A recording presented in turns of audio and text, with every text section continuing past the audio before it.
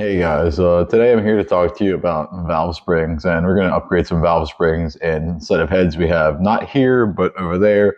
What I'm going to be doing with these heads here, these are 317 heads. So what I'm going to be doing with these is taking the valves out, and the reason why is it's a budget friendly way to get valves in my 243s that I have without valves, because these 317s and the 243s have the same size intake and exhaust valves. So I'm going to swap those over to the 243s from the 317s, and I'm going to show you guys how to install upgraded valve springs that I have from BTR here. So it's going to be pretty cool.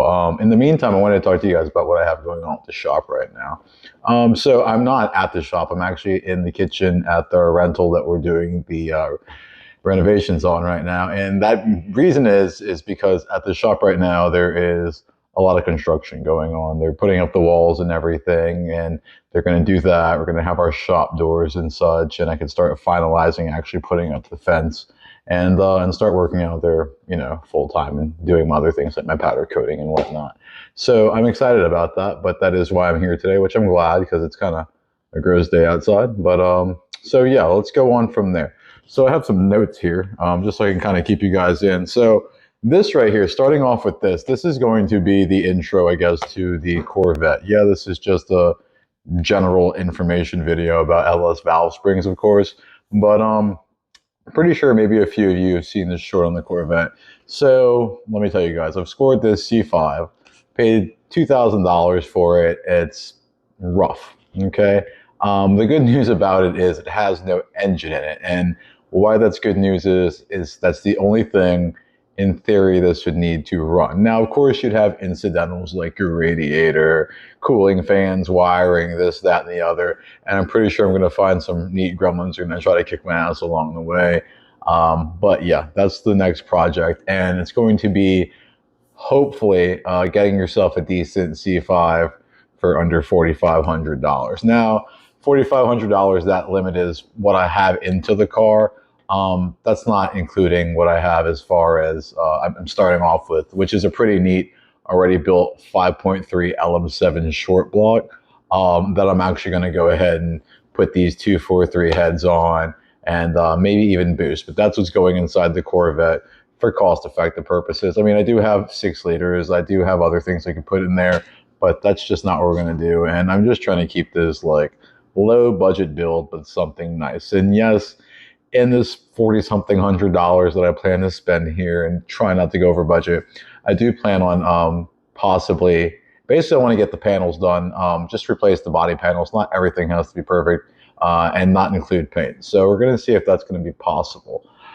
What else do I have here? Okay, well, let's get started, I guess. That's where we're at. So what we have right here are the 317 heads. 317s are basically a lot like what you would have in your 243s or your 799s that you would find in your Gen 4 LS engines. And I want to just let you guys know that there's a lot of usable parts you can get out there from these stock LS platforms. You don't have to go out there and spend all your money on new valves and do this. There's a lot of things you can swap and Frankenstein over with these LS motors, guys, and you can get great performance for very little investment. And I want you guys to keep that in mind. Don't ever be discouraged by seeing these things that they cost a lot of money or you can't afford this part and that part. I assure you, you guys can get fantastic numbers for the most part using a lot of your factory components. You know, you have to do some head, you have to do some cam work a lot of times to make decent power. But I assure you that decent power isn't out of the range or the reach of the average person. And I want you guys to maybe take a little bit of inspiration from this. So here we go. We have this 317 head. This particular head came off of a Gen 3 LQ9 6-liter motor out of a 2500 truck. I buy these motors whole whenever I can find them and just take them apart usually for the block and stuff, or just 6 liters are cool in general. They're kind of highly sought after, at least around here. So these things I have a bunch of. So what's cool about this is I scored a set of 243. Now, for the sake of this video, let's be really short here. For those of you that don't know, the 243 and the 799 heads are essentially the same casting, with a different casting number. They have the same intake runners, same exhaust, same intake valve size, same combustion chamber size, same exhaust valve size. So for the sake of that, when I say 243 or 799, if I slip up, guys, they're the same head. Just as long as I'm not saying 317, you guys should know what I'm talking about. But anyway, so this 317 head flows pretty well, actually. The downside of it is its giant combustion chamber. It comes in at, yeah, 71.5 cc's, and which is pretty good. It flows well. But if you put this on a lot of applications, you'll drop your compression ratio with that giant combustion chamber. It won't help a lot of the time, is what I'm trying to say. So the intake size, this is where we go. It's 2 inches. The exhaust is 1.55. The intake runner on this specific head is 212 cc's, and the exhaust is 76 cc's, which is larger than you would see on the 799 243 head. However, again, the biggest thing I think that fights you on this is those super big combustion chambers on here. And then I'll explain a little bit why. So we get to the 243 or 799 head. The intake size is 2 inches. The exhaust is 1.55, which is why I'm trying to harvest these valves out of here. Now, what you have on the 799 243 is the intake. In comparison to this head, the 317, which has the 212 cc, the 799 and the 243 only have 209 cc intake runners.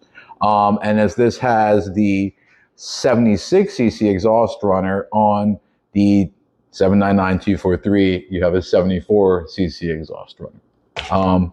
Just information to throw that out there so I can kind of give you guys the gist of what's going on here. So in short, we're going to be harvesting these springs from here. They're going to be going into those 243 799 heads.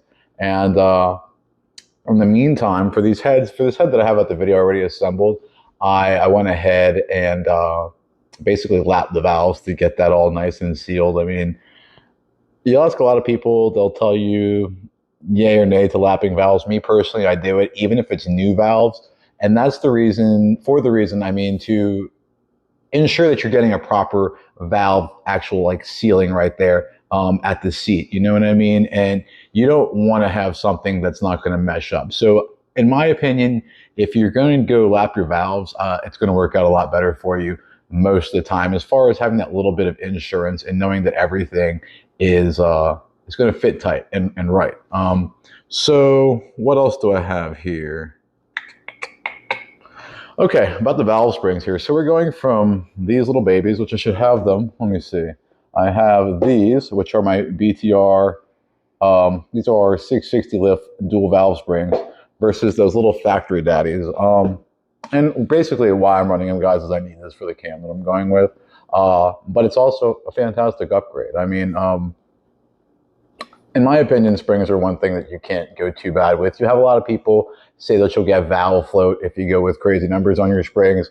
I can't say that's not true. I've seen mixed results with things. So I mean, I can definitely say it can happen, and I'll let you guys know that from my personal experience. So now I'm going to put these things to the side, and I guess I will show you guys how to use these tools. So as far as availability for tools, guys, you don't need a special or expensive tool to take these valves out. You can probably do a whole head, lap it and everything. I mean, depending on how your valves and your seats look, you can probably disassemble a head and put a head back together in probably about 45 minutes, depending on how bad it is. You know, and if it's a used head, junkyard head, nothing wrong with it. This head's actually, the motor that this head came off of sat in a field for 3 years, and it never moved anywhere until I went and got the 2500 and ripped it out and took it apart. So these have been sitting here for a while. And something you guys should keep in mind, again, before we get started, when heads have sat for a while, you may have gotten from a junkyard, a lot of the sludge from the oil and stuff will cause some of these things to like stick, especially these retainers and such. So you might have to actuate whatever you're using as far as a spring compressor up and down a couple of times. Maybe even do some tapping to wiggle these things loose, but they do come loose, guys. Let's talk about options for valve spring compressors. So I have this little daddy. You can get this anywhere online. It kind of just stacks like that, and there's 2 bolts that go down into the cylinder head that let you use it. So you can find these things online. They range anywhere from between 12, 24 bucks. In my opinion, pretty great. I think the only upgrade you guys can make that might actually make this a worthwhile tool is the hardware they include is not that great. I would at least replace the hardware with grade 8 hardware. That way you get longevity, because other than that, you're not going to run into any real issues with the tool. It's pretty basic.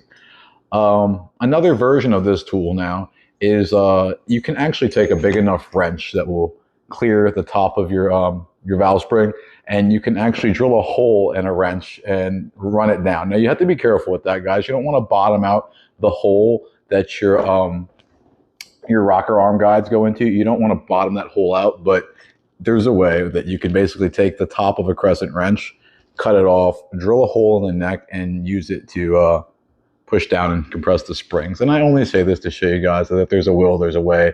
You don't really have to have a huge budget to replace your springs either. There's several videos from several guys that can show you some other ways to do that. And I guess from there, we can get started taking these things apart. So, okay, I got this tool. You can find it online or similar tools. They're not crazy expensive. And I'm going to go ahead and install it. Now, the way this one works right here, and I'll start over here, is this will sit up on here, okay? Then you have this right here. I kind of just like to back it out till I really need it. Sits right there. Oh, might back it a little more.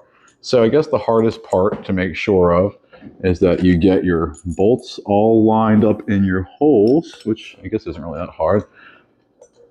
You want to get that one started. Line this back one up.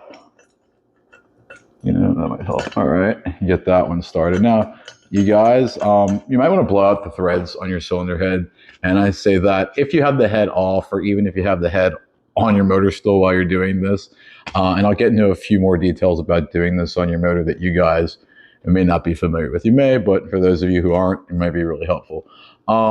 So basically, clean out your threads, because you want to be able to get your bolts or your hardware to go in to the cylinder head fairly easy.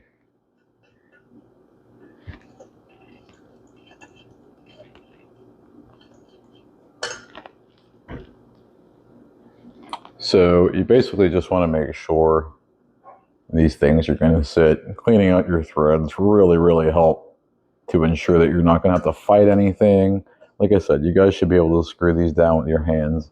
This part on this side shouldn't have to be tightened down with a wrench. And let me make sure I remind you guys of something. You want to make sure these tools, even though they feel like they're sitting properly, you want to double check and make sure you're getting a good alignment with your tool. And for me, I like to push towards the intake runner with it. That way the tool's fully backed up. And for me, it makes sure that these sit properly on the shoulder of the spring. Not that they feel like they don't, but I think that I was running into some issues with it maybe not sitting correctly and pushing down. So it wasn't wanting to release the retainer for the valve spring sometime for me. But yeah, shit, that happens, right? So here we go. I'm going to use this wrench. I'm going to drive this down. In theory, me driving this down is going to compress this spring, which, I mean, it does. I've done it. And then I'm going to pull out these retainers. I haven't done this head yet, so hopefully these guys don't fight me too bad. But I guess we're going to see what I get.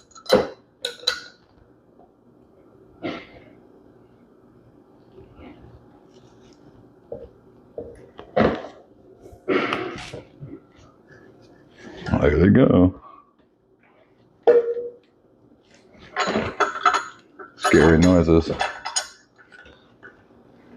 I'm just doing this with hand tools, guys. You can use impacts and such, but like a lot of people don't have impacts, and a lot of people are leery about that. And I don't want you guys to go out there and I'll say this: if you get any sort of electrical tool or air impact tool, get familiar with it. Get familiar with the sensitivity for any sort of trigger, any sort of tool before you try anything. I'm doing this with the wrench to keep it kind of a more controlled thing. And for the guys that don't have those crazy tools, the guys that are knocking it out with just hand tools, the real champions. Yeah, so I want to say this guy is compressed. As I told you, this one right here doesn't seem to want to release. This guy over here, he seems to kind of have popped up a little bit. Oh yeah, I feel this retainer is just moving around in there. Let's see what's going on. So this side, if you can see, isn't moving, and this side is. So what I'm going to do is I'm going to go back up.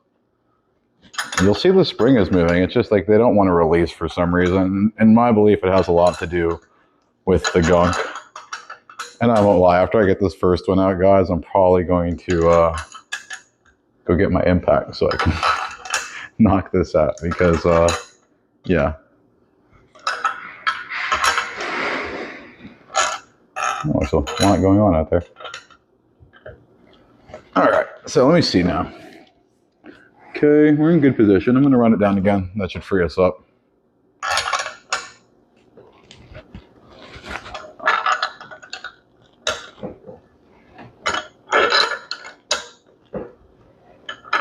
Yes, you guys can do this in your kitchen. Let me talk to you guys who are doing this while it's on your motor.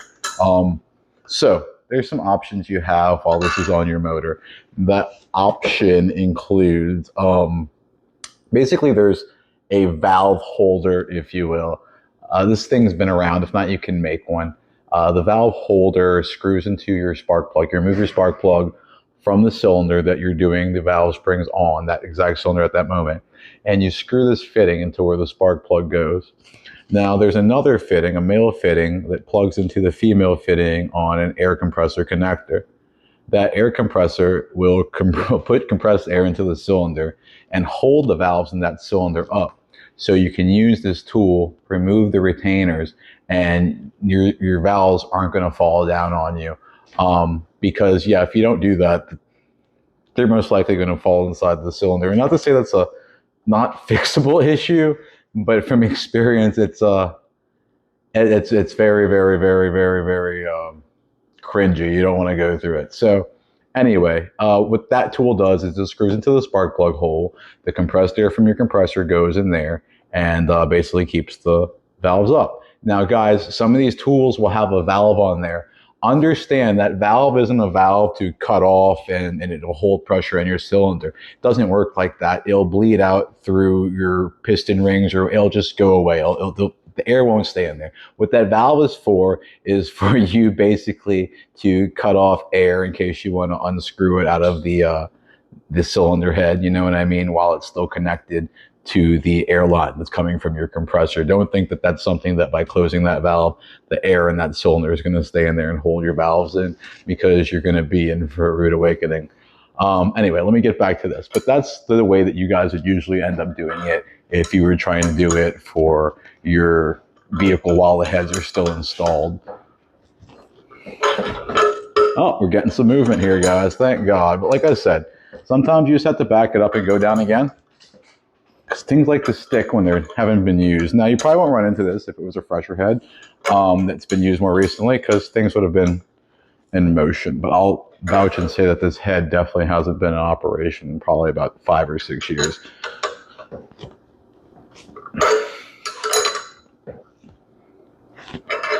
Okay, so let's get up here now. Look at that, guys. That's a retainer right there. Spinning around. Now, sometimes these are a pain in the ass. You might have to use a pick or something, but that's your factory retainers right there.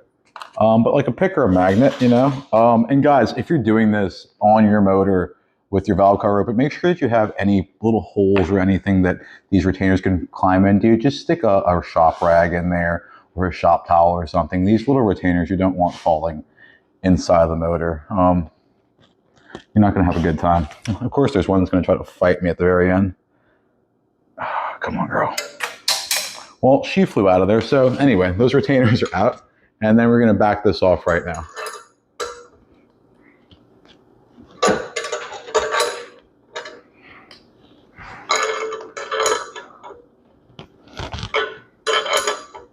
So while I'm doing this, I want to talk to you guys about valve lapping for things like this. Okay, so I'm getting these valves out of here. These valves have lived their life seated in another head, in this cylinder head, and they have basically their own tiny wear pattern, if you will, with the valve seats. So what I'm doing here, guys, is I am going to lap these valves, or I have for the cylinder head that I'm going to assemble, but I'm going to show you guys the difference between these valves when they come out and valves that are when they're getting lapped. And the reason you want to lap a valve and an individual valve to an individual cylinder, like an individual intake valve and an exhaust valve for an individual cylinder. You want to match these things. You don't want to just use one valve throughout the head. You want these things matched so everything seals. Sealing is the name of the game. That's the reason. If you're not worried about sealing, don't lap your valves. Now, for me, it's super important. It's something that I think you should even do if you buy new valves. You want that valve to seal to the cylinder head. Sealing is the key. But, I'm going to show you guys how to do that, and we'll give you guys some pointers on how to do it, because there's 1,000,001 people out there who'll tell you 1,000,001 different ways, and I'd like to think most ways that I handle things would insult a lot of machinists out there, but hey, they work, I wouldn't show you guys anything that wouldn't work. So yeah. Okay, now we're getting somewhere. All right, now let's check it out. Now, look, you can take the whole tool out. I would recommend it. You can twist it sideways and get them out one at a time, but just take the whole tool out, you guys. It's way easier that way. And look, all this is finger tight. I'm telling you guys, if any of these back bolts back here, you feel that you have to force, check your threads or run through the thread with a tap or something.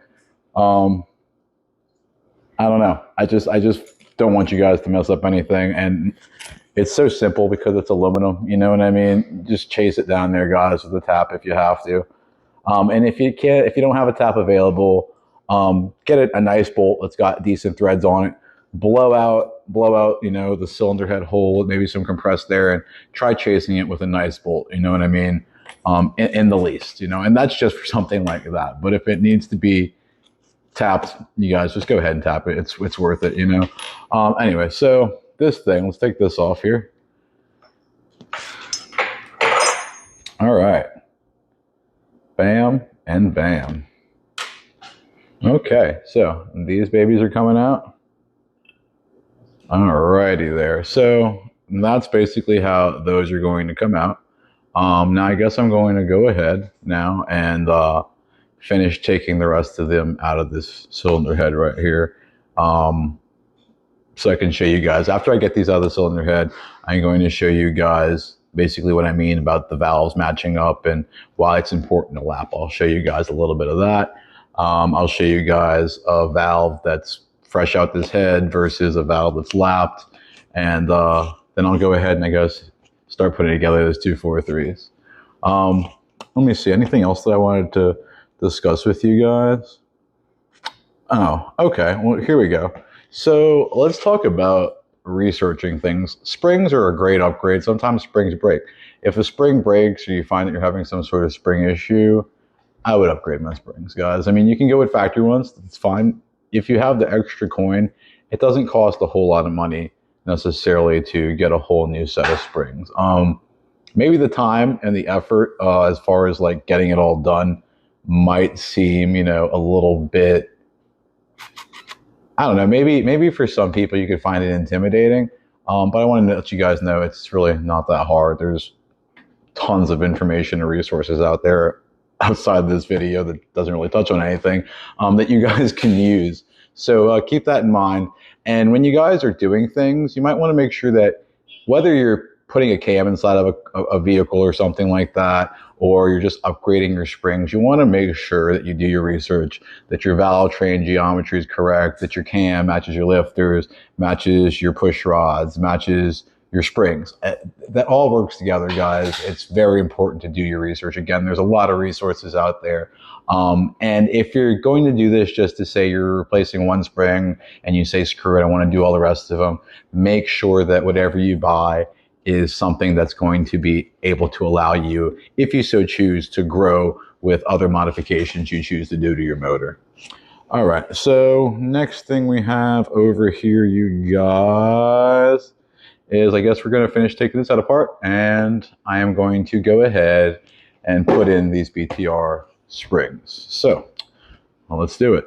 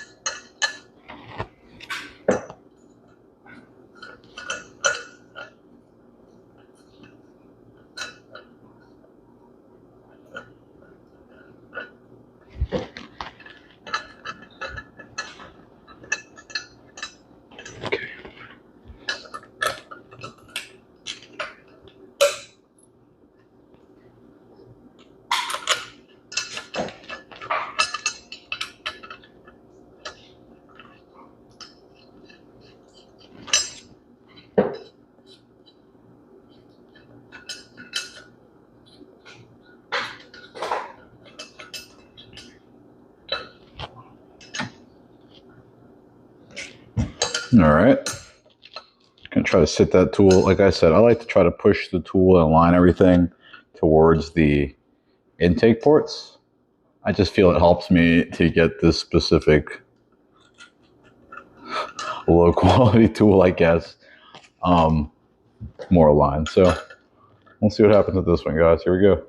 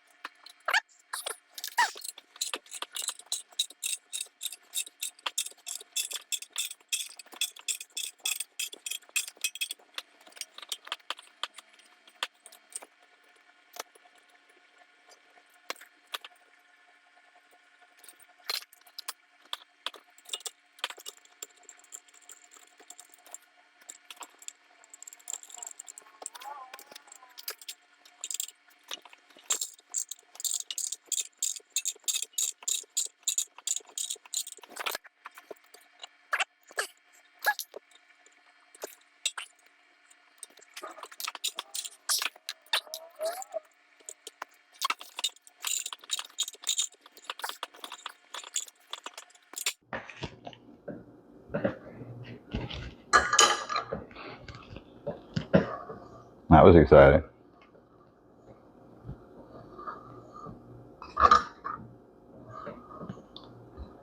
I guess the spring cap was caught in the lip of the valve. All right, and these babies are coming out. This is the last one on this head, guys. So, sadly, we'll be. I mean, I'm giving these 317s away if someone can use them, but this one fell off the shelf, so it has a nick on the bottom. I don't know what it even costs to machine that out, or if it would be worth anything. So, in my opinion, I mean, the other head's fine, the other 317, but this is a perfect set of heads to cannibalize for some horsies. So that's what we're going to do. So, okay, this is coming off of here.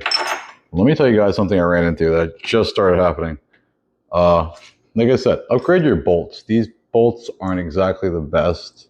And it looks like every time I tighten down this bolt right here, it's cutting new threads in the in the tool itself. So grade 8. If the tool itself is solid, you can't really mess that up. But get your guys some grade 8 hardware to replace this. And I mean, this isn't going into a motor, but who wants that metal powder stuff over your cylinder head? That's not cool.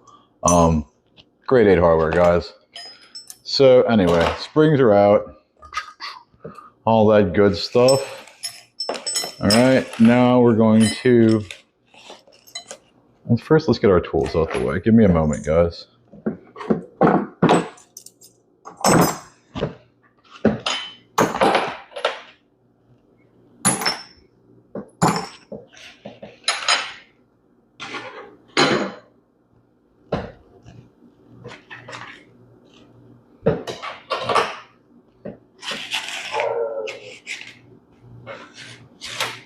All right, so here we are. All the valve springs are out. And now I'm going to show you guys, maybe some of these valves might fall out. Oh, look at that. Some of them don't want to, some of them are more stuck than others, but some of them are moving. So show you guys. This guy wants to come out. This guy wants to come out. Let me show you something, guys. You can kind of see how there's a shiny spot right here. If not, I'll show you guys on the inside once I get these valves out. And there's a little shiny spot right here. Again, I'll put it on the camera once I flip the head. I'm just pulling out these easy valves right now. To me, matching these valves back up doesn't matter because they're all going to be matched with their new home once I lap them in the new cylinder head. So once you got some stuck valves, either get hard hands, you know, or a rubber mallet works too, if you got one handy, you know. These are stuck because they haven't been moving in a while, but I mean, not terrible. There's not a bunch of carbon on them, a little rust on the top. So let's talk about cleaning up your valves before we go any further here. People will tell you anything. What I recommend is you can soak them in diesel gas for a couple of hours. You can wire wheel them. I've had good results wire wheeling. Don't believe what people tell you. It will not scratch it up. A stainless steel wire brush is way softer than these valves. It will clean it up. I've had good results just using soaking it, you know, in times of need and degreasing soap and a Brillo pad. And actually, if you're very careful to chuck the valve in your drill, not hard, enough just to get the drill to grip and spin it. You don't want to cut into it or make the drill bite into it with the chuck, just enough to spin it. You can hold it in a Brillo pad and just spin it in the drill and it'll do most of the work itself. Wire wheel, in my opinion, is probably the quickest way. A wire wheel, then clean it all off with a little bit of Dawn soap or something like that, and it works out just fine. So I'm going to flip the cylinder head towards the closer camera so I can kind of demonstrate for you guys what I'm talking about in the way of lapping valves and what happens inside these cylinder heads. All right. So let's see what we got right here going on. If you see right here, it's pretty shiny, almost mirror. You can see the valves. It doesn't look too good. They're crispy. So what I'm going to do, what I have done already is cleaned up some valves. But what I'm trying to show you guys is these valves have a wear line themselves where they mate with the seat. And usually a lot of these seats will be shiny. And there's nothing wrong with that. These valves have, you know, closed against each other. They're mated. They're mates. But, you know, the thing is, we're going to try to be putting these valves inside some new heads. So we want to make sure these sit, you know, and anytime you take your heads apart or whatever, not that you have to lap them every time, but if you're not going to go ahead and lap them, try to keep the valve with the right cylinder intake and exhaust, please, you guys. It just makes your life a lot easier. Anyway, so what you're going to do basically, guys, is you have this. This is what a lot of valves, this is really bad. Your valves hopefully won't look like these, but this is common valves, and it is the exact same way the valves I'm about to show you look before I actually started on here. So this is an intake valve, you know, bottom, top, everything. And I'm going to put into frame now an intake valve. You know, this is just stuff on the bottom. Sorry, guys, from the cardboard. And then you can see, again, I got more stuff on there from the cardboard where I got my nice lapping line on there. And I'm just showing you guys this so you can see. Do you see this satin-ish, I'm sorry. Do you see the satinish ring around here? Well, the satinish ring is what you get when you get a good hone. I mean, I said hone. It's not when you get a good hone. The satinish ring is what you get. So if you look right here, you'll see this satin finished ring. That is from me actually lapping the valves in the other cylinder head. These are going to be shiny because they've been contacted and stuff. You basically want these seats where it's shiny and you see to have the same finish as these. And in a moment, I'm going to show you guys a technique for lapping valves, something easy that you guys can do at home. All right, so let's talk about valve lapping. Again, why I think valve lapping is important is because you want the surface of the edge of your valve and your valve seat to mate perfectly, to seal perfectly. It's for efficiency. It's for the proper function of the engine. So what you would do is you would take this right here, and we talked about ways to clean it off. You want to get it as clean as you can. Get all this rust off the top. Now, people want to polish their valves and this and that. That's all good and fine. If you want to really make sure that you're getting a smooth flow down the face of the valve, fine. I can totally understand and get behind polishing the valves. However, the edge should be lapped. And properly lapped is that matte surface like you'll find right here on this lip. On here and both the inside of the valve seat, you want to see that same pattern. Again, keeping the valves with which hole they go into for each cylinder. So going forward from there, I guess we can kind of just show you guys some ways to go through this valve lapping. So basically, you'd want to at least get your bottom of your valve kind of cleaned up. They sell tools like this that you can find at almost any auto parts store. And they also have this right here, which this is Permatex. Again, you can find this anywhere. This is valve grinding compound, or what you call lapping compound in some places. So essentially what you do is you find your grimy valve. We'll start with this grimy valve right here. We won't even clean it off because I don't want to put this one in one of these valve spots because I don't know. I just don't want to seat it in there because this one's already cut to go to another head. So I don't know. I'm really iffy about that stuff. So does it matter? Probably not. Does it matter to me? Yeah. So anyway, you got to get this thing to stick on here, this suction cup, right? Right. Best way to do it. And get it to stay on there. What? Look at that. So now what we're going to do once we stuck this on here is we are going to first, you kind of want to clean up the head a little bit. And I'm not really going to do it in too much detail with this cylinder head because, well, it's kind of junked, as you can see right here on the corner where it kind of ate the concrete. So anyway, let's go. Let's practice this. So how I like to do it, take this and make sure you seat it on the seat right there on that valve seat. You just want to get it on there. I like to get it evenly in several places. That way you can kind of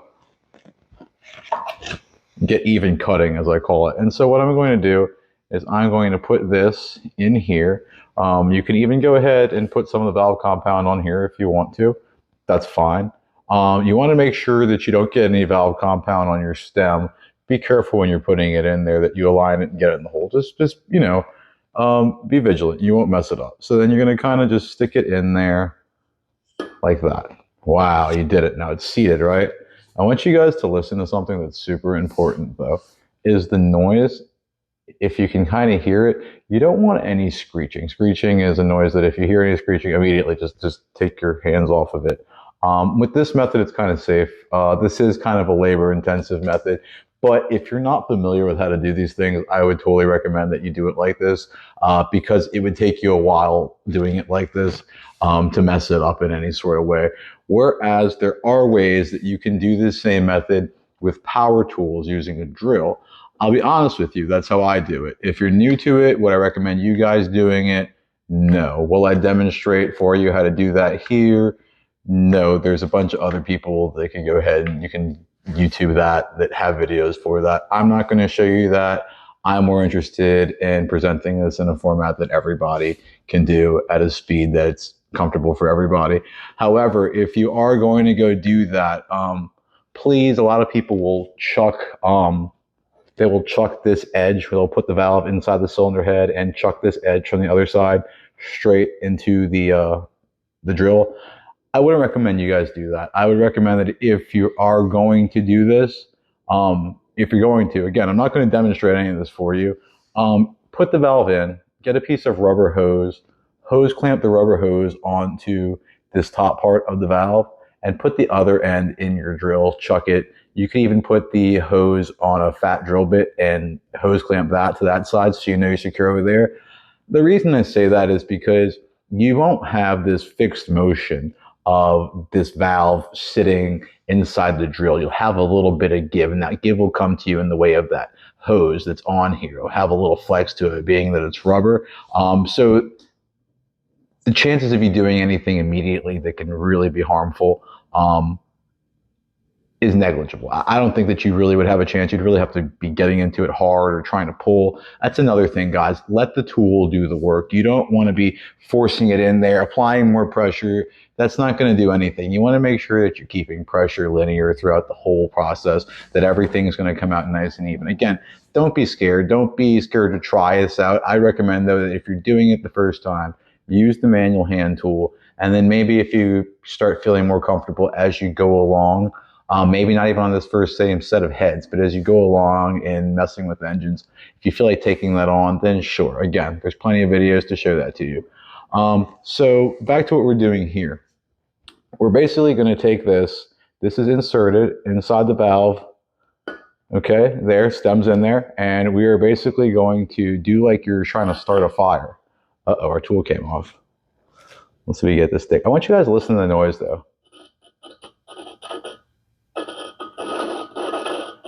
Now, is it a little bit drawn out? Yeah, because if you're really, and this one's popping off, but if you're really in there vigorously gutting it, and I guess I'll have to show you.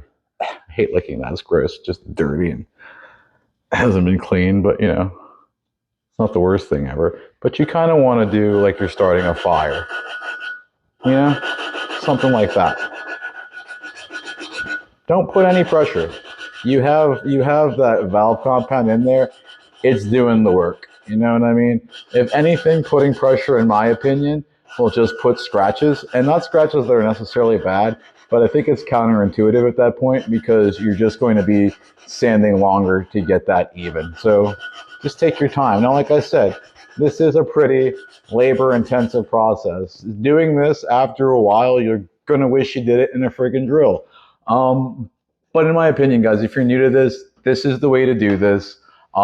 If you're taking apart heads fully, of course, you guys that still have your heads on your motors that just wanted a quick lesson in springs, we're going to get the springs on there. But for guys that are taking apart heads and stuff and really trying to, again, do this performance on a budget kind of thing, I think that if you're worried about anything, manual tools don't hurt, guys. It's doable, and you'll have an appreciation and at least a feel for it for when you do, if you decide to make the jump up to using some sort of power tool to get the job done, which I won't lie, makes it a lot easier, but that all comes with feel as you go on.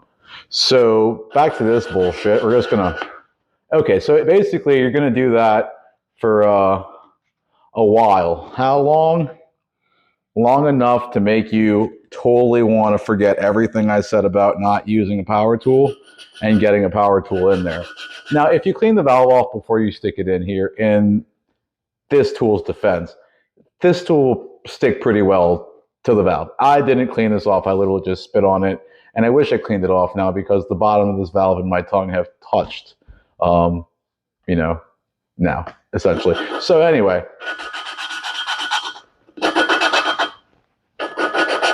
again, this angle's hard to do it. If you're straight up and down, then you won't have so much flex on it. Let me see if I can reposition it. Oh, no, not quite. See, that's another thing. If you try to set it down, maybe if you put it up, I would recommend on maybe some blocks or something, some books, some magazines on the corners, because that valve, when it hits, it's going to move it up. So I guess my limited option here to show you guys is to resort back to that, but it's all right.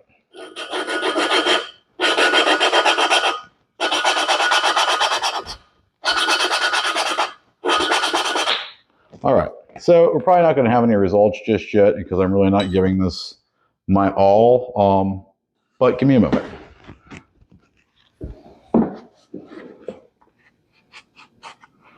Actually, you'd be surprised, guys. Check this out. Just from that little bit.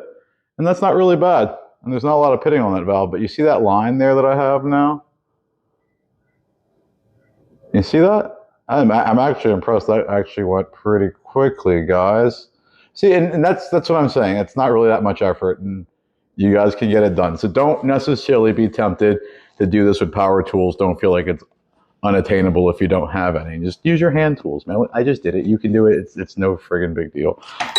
So at this point now, guys, let me demonstrate. Hold on. I kind of want to give you guys a view of this seat. Now, this seat could have gone a little bit better if you look right here. I don't know how well you can tell. It is starting to dull out, but you want to make sure that you have about the same consistency on the valve as in here. And you're saying, John, why doesn't this want to go necessarily with the valve? To tell you the truth, I haven't cleaned this at all. And so probably that was taking a lot of that oil and grease and shit off of there that you see going now. So anyway, again, guys, I'm just kind of showing you this. This isn't the necessarily proper way to do it. You kind of want to have these things cleaned up or cleaned as good as you can before you did it. But rest assured that if you were to continue that process, that this would eventually, very soon, start to share this same etched edge that you see here. So I think at this point, we are kind of done with the 317 heads here. I mean, like it's an excellent set of heads, guys. It's people make great power on these heads stock on just factory engines, factory bottom end 6 liters all the time with these heads. You know, they're powerful, they're good. You put a cam in it, you put a turbo on it, you're knocking them dead. But as far as for me, and especially with this being kind of smooshed on one edge, I think I'm gonna put these on the shelf for a while until someone might be able to find use for them for something, or maybe just continue using them for teaching purposes. Anyway, so these are off. If you give me a minute here, I gotta I'm surrounded by springs and dirty valves. So I'm gonna kind of clean this up. So when I come back, I'm going to have the 243799 head up here, which is pretty cool. Before I go, I'll let you know, this is a set that I got off a guy that I always look at stuff on a certain car page, and he said, I have these. They're shaved 30 over. I'm sorry, not 30 over. They're shaved 30,000s. And he basically they didn't want to finish them. He wanted to go with a different set of heads that he had. The 243799s that I have here aren't ported or anything like that or polished out. So they're pretty much just shaved those 30,000s. And I mean, it's pretty cool how it is, but he just opted for something that had more head work done, which is fine by me. I ended up catching them for a cool price, but we're going to come back. I'm going to have those on here, and we're going to go ahead and get these cleaned up valves, the ones that I have lapped already, inserted, springs installed, and get a complete performance head with these sweet 660 lift springs. So I'll be right back.